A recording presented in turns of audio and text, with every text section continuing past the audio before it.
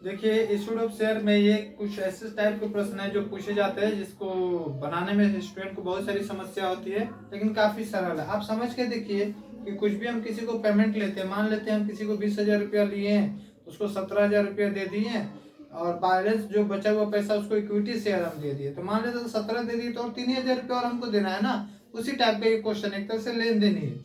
समझ के देखिए बनाता हूँ। राम एलटीडी परचेज, राम ने क्या किया, परचेज किया है मशीन फ्रॉम बी कंपनी से। तो हमने क्या किया, परचेज किया, तो हमारे पास क्या आया, मशीन आया।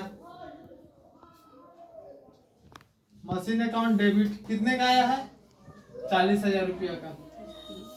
टू किससे आया, बी कंपनी से। Being purchase a machine from B company से, ठीक है। अब क्या किया हमने, इसमें लिखा हुआ राम सम 27 यानी 27,000 was paid by mean bank draft, bank के द्वारा उसको 27,000 रुपया पेमेंट कर दिया। कौन किया, हम लोग किया। तो हमारे पास से क्या किया, बैंक किया है।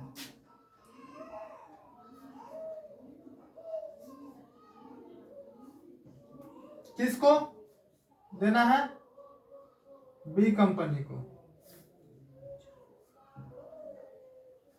नरेशन हम लोग लिखेंगे बीइंग पेड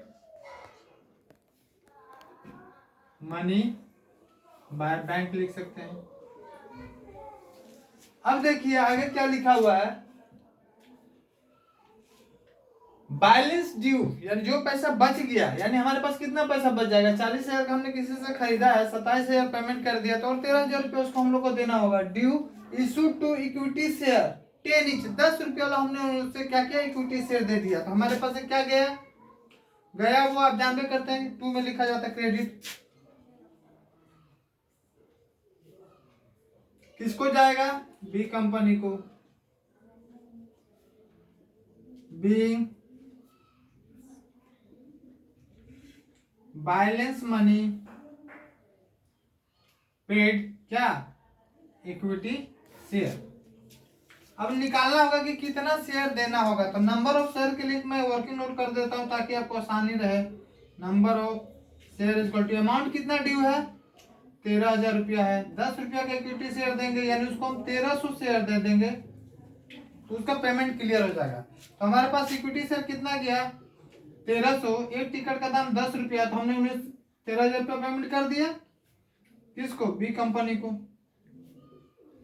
काफी आसानी से समझ में आ गया होगा आप लोग को। इसको आप प्रैक्टिस कीजिए और इस टाइप के प्रश्न बहुत सारे पूछे जाते हैं। आप समझिए ये है कुछ नहीं, हमने जो मशीन लिया उसका कुछ पेमेंट किया कैश में या बैंक जो भी है, उसके अलावा जो भी आउटस्टैंडिंग अमाउंट है यानी बकाया है उसको हम लोग पेमेंट क्या किया, इक्विटी शेयर में। जो क्वेश्चन बोला उसको हम लोग सॉल्व कर दिए, ठीक है।